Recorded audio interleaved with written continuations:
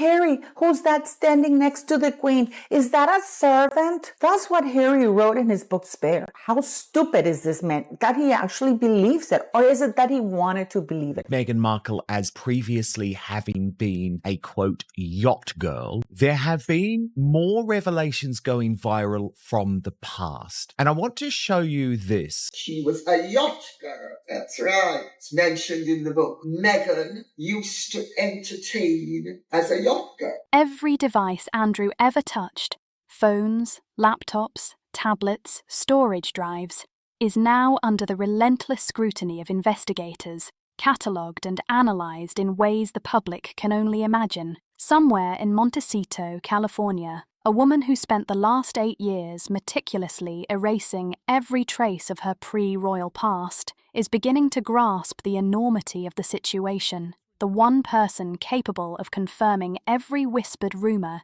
every private anecdote, is now in custody, speaking to detectives with nothing left to lose, and the consequences could be monumental. Make no mistake, this is no longer about Andrew. The story has evolved, and the focus has shifted squarely onto what he knows about Meghan Markle. The full narrative stretches far beyond the global fascination with the Duchess of Sussex. You've seen the headlines about Andrew's arrest. Every network, every news outlet, every trending post has covered the handcuffs, but those details are merely a veneer. The true story lies in what law enforcement does after a search warrant is served. They don't skim through files. They seize everything that holds data: laptops, phones, hard drives, USB sticks, filing cabinets, any repository of information. In Andrew's case, 2 properties were swept, one in Windsor. A man called Kevin Blatt. Now, he is a celebrity tape broker, ladies, where he describes a 2018 call from a woman claiming to possess a 4-year-old tape of a Meghan who is about to marry a prince. Her name is Meghan, and she's about to marry a prince in England. No, what? Yeah, this story's not true, too. It is true. I believe this is Meghan. This is Karina Shuliak, Epstein's girlfriend. And the only times she traveled and went anywhere was with him. And guess who's on the other end with her Panama hat? One in Norfolk. And that means right now, in a secure evidence room, decades of Andrew's private life sit exposed, waiting to be examined. Emails, messages, photographs, travel itineraries, guest lists, social circles, and detailed logs of events he attended. Every interaction, every connection, every conversation about his associates is potentially available to investigators. The legal proceedings regarding misconduct in public office or confidential documents are one matter, but the seizure itself, that is a different, more dangerous animal. Investigators pull one thread, and everything attached unravels. Anyone whose name appears in those files, anyone tied to events that were supposed to remain secret, suddenly faces exposure. In situations like this, a lawyer might help, but sometimes you don't just need legal defense, you need a miracle. Before Meghan Markle became a global figure, before the fairy tale wedding at Windsor Castle, she existed in a world that was starkly different and far more challenging. Hollywood is famously unforgiving to newcomers, and Meghan knew the landscape well. Between small television roles, minor red carpet appearances, and charitable events, she was quietly building a network that was not forged in auditions or on-screen appearances. Meghan Markle was known as a hardcore yacht partying person, ready for anything. And here we have Andrew, with whom looks like Marcus Anderson. This is in 2001, when Meghan Markle would have allegedly been on 3rd year. Meghan Markle hardly spent any time at Northwestern University. This was a network cultivated at private dinners, members-only clubs, and, according to reports that have circulated for years, on luxurious yachts. Not modest boats, but multi-million-dollar yachts anchored off the Mediterranean coastlines, filled with billionaires, financiers, and elite socialites who rarely appear on guest lists. To be clear, these reports are unproven claims, yet they have persisted for nearly a decade. They suggest that Meghan's pre-royal networking went far beyond Hollywood introductions. The gatherings she allegedly attended were designed for influence and access, not for talent alone.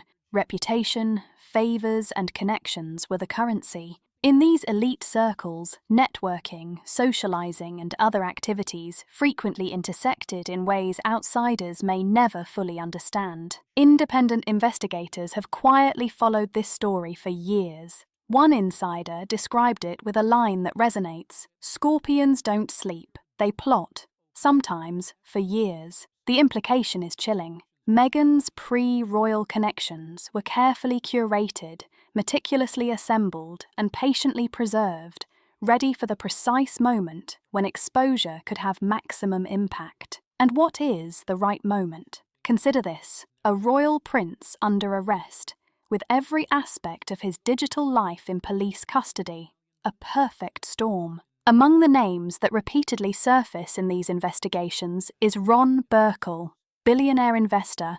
Jessica Reed Krause writes, I have all the scrubbed info. Soho, Epstein connections. Now, that is clearly a reference to Soho House. Photos and mistreated staff as meaning anonymous sources detailing what it's like to work for her. Photographed alongside Meghan at a Soho House opening in Istanbul in 2015, investigators view that gathering as a pivotal crossroads where Hollywood networking intersected with a darker, more exclusive social orbit. Burkle's presence in multiple investigations, combined with his mysterious habit of wearing the same outfit across events and years, raises questions. Was it mere eccentricity or deliberate strategy to obscure timelines and complicate identification? Observers remain divided. And then comes the question that refuses to be ignored. How does a working actress on a Canadian cable television show suddenly appear at events where entry fees start in the seven-figure range? Connections like that aren't accidental.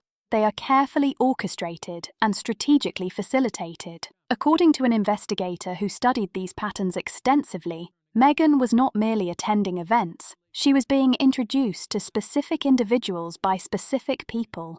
A network of influence that was deliberately arranged. Whether these introductions were linked to Andrew's networks remains unproven, yet the overlap of names, dates, and locations cannot be dismissed lightly. And here's a question rarely asked in public discourse. If investigators have spent 8 years quietly assembling this picture, and credible journalists are now openly discussing it, why has mainstream media largely avoided reporting on it? One person tried to make this story unavoidable: Virginia Giuffre. This is what Meghan has been doing. She's a piece of Klingon, like she clings to somebody who can get her there. So Meghan manages to befriend one person of a very popular group, and then that person introduces her to the others. And because she's being brought in by somebody they trust, she's welcomed in. She was at the centre of the case that ultimately forced Andrew into a £12 million settlement. A woman exploited as a teenager by powerful men who fought for years through the courts to make her voice heard.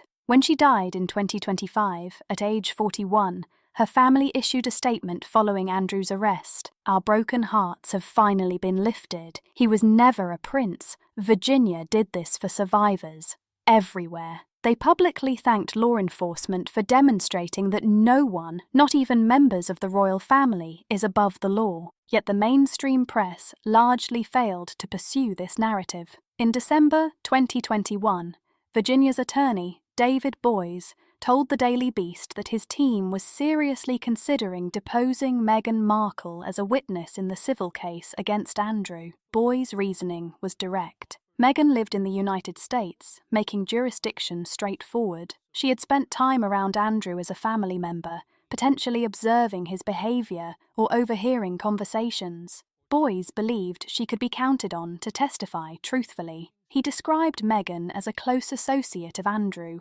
someone in a position to witness his actions firsthand. Boies also considered deposing Fergie and even Prince Charles, recognising the extraordinary potential impact of testimony from those connected to the inner circle. Adding to this, some investigators have highlighted a pattern in Meghan's alleged pre-royal networking. She frequently appeared at gatherings that blurred the line between casual socializing and high-level influence exchanges. Every photograph, every meeting, every dinner could theoretically provide insight into the networks she was entering, the people she was meeting, and the favors and introductions that were exchanged. Each connection could be a thread leading back to Andrew's files, potentially revealing interactions and circles that remain largely hidden from public view. As the investigation unfolds, the stakes are enormous. If these files are examined thoroughly, if connections are cross-referenced, and if investigators follow the thread wherever it leads,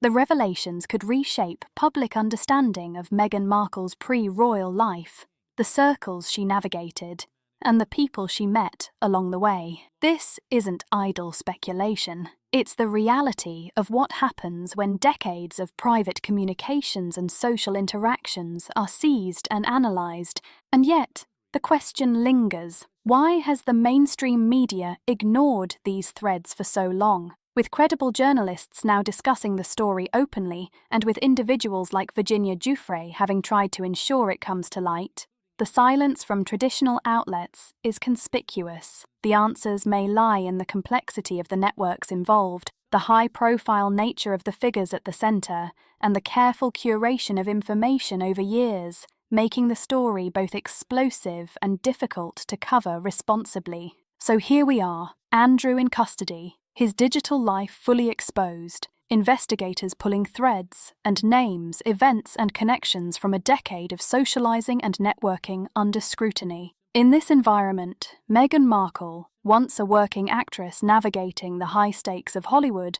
now finds herself potentially implicated, if only by association, in a web that extends far beyond public perception. And this is why, in December 2021, boys considered deposing Meghan Markle as a witness in the civil case against Andrew. His reasoning was straightforward. Meghan lived in the US, which made jurisdiction simple. She had spent time around Andrew as a family member and may have observed his behaviour or heard conversations about it, and Beau believed she could be counted on to tell the truth. He called her a close associate of Andrew, someone who, in his, was in a position to perhaps have seen what he did. He also considered deposing Fergie and even Prince Charles. Now, boys were speaking about Meghan as a family witness, someone who married into Andrew's orbit through Harry. The case was settled before any depositions happened.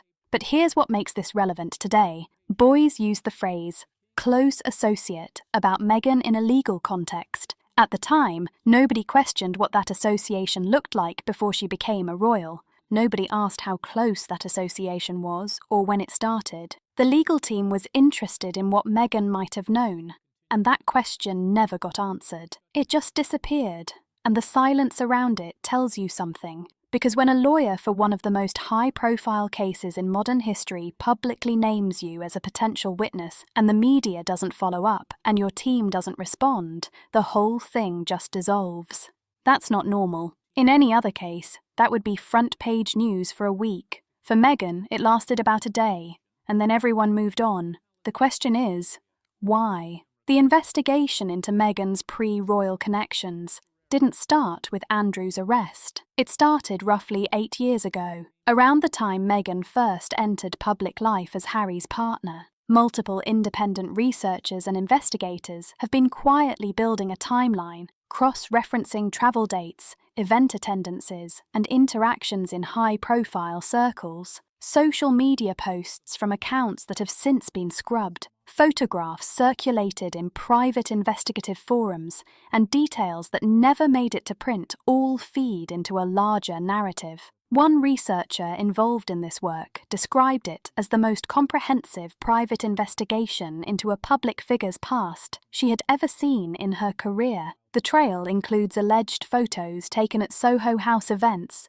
guest lists from Mediterranean gatherings, and intersections between Hollywood networking and what some sources describe as a far more troubling pattern. The term yacht girl appears repeatedly in these discussions. To an outsider, it might sound like a casual label, but within certain elite circles, it carries significant weight. It's not just attending parties on yachts. It refers to a structured role within social hierarchies, a role that involves introductions, access to influential figures, and sometimes compensation for those connections. Now, Are these claims proven? Not definitively, but they're no longer the idle chatter of anonymous accounts. 20 years ago, a woman like Meghan would not have been positioned to marry a working member of the British royal family, regardless of her acting career or public persona. When credible sources with legal expertise and professional reputations begin speaking openly about a story they've meticulously documented over years, it signals a belief that the time has arrived when evidence may no longer be dismissible, and Andrew's arrest may be that tipping point.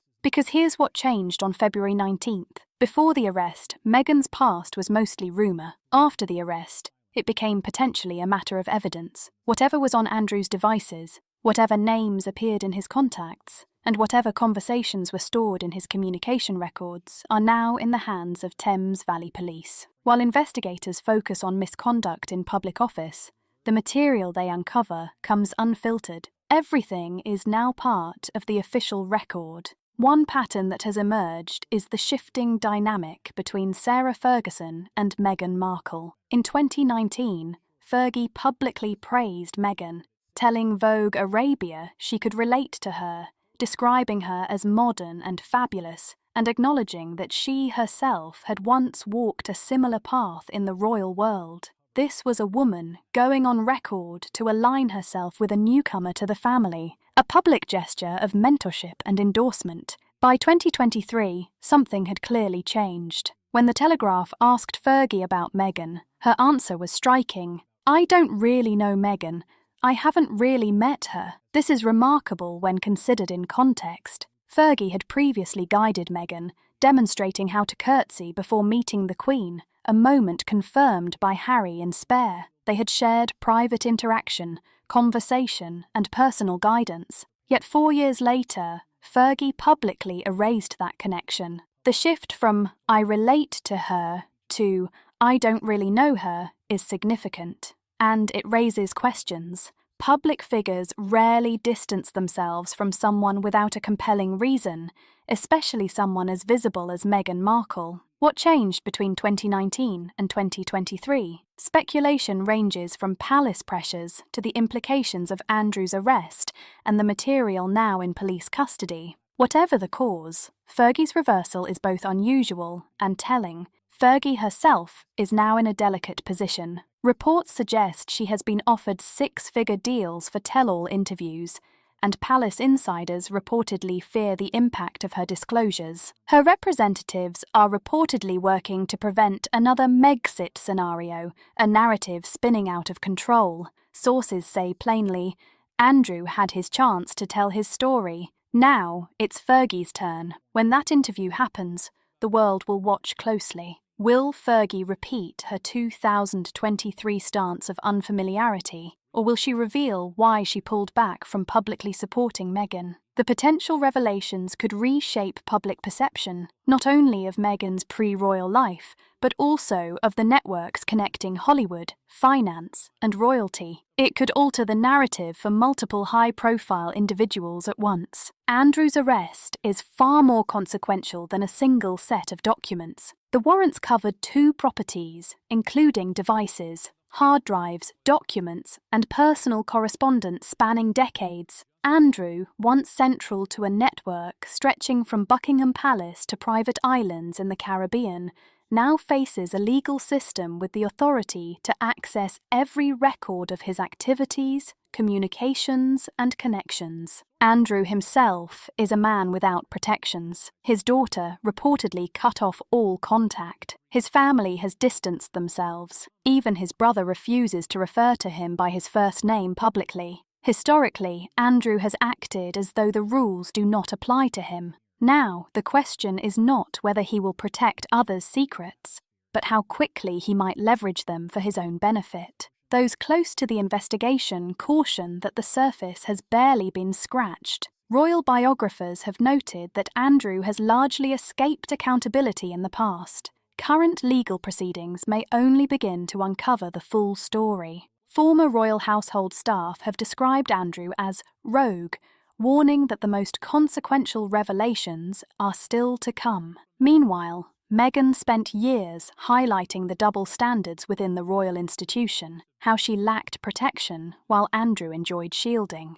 She was right, but she never acknowledged that her emphasis on institutional unfairness also served to divert attention from her own need for protection from related stories. Those chapters now sit in police custody, ready to be examined. Andrew's phones, hard drives, and correspondence are now being scrutinized. 8 years of unanswered questions about Meghan's pre-royal life are no longer rumours, they may be official evidence, potentially revealing details never intended for public disclosure. Fergie attempted to warn the public. Virginia Giuffre tried to make the world listen. And now, for the first time, answers are in the hands of investigators with legal authority. The implications are vast. Whatever Andrew knows, he no longer controls. The revelations could reshape public understanding of Meghan's early life, her social and professional networks, and her interactions with Andrew's circle. This chapter is just beginning, and the next revelations could alter the stories of multiple high-profile figures simultaneously. So what happens next? What revelations are waiting in those files? Which connections will shock the world? Comment your thoughts below, and don't forget to like, comment, and subscribe to Star Spotlight, the channel where the shine fades and the details finally tell the truth. Stay tuned, because this story is far from over, and the next chapter may change everything we thought we knew.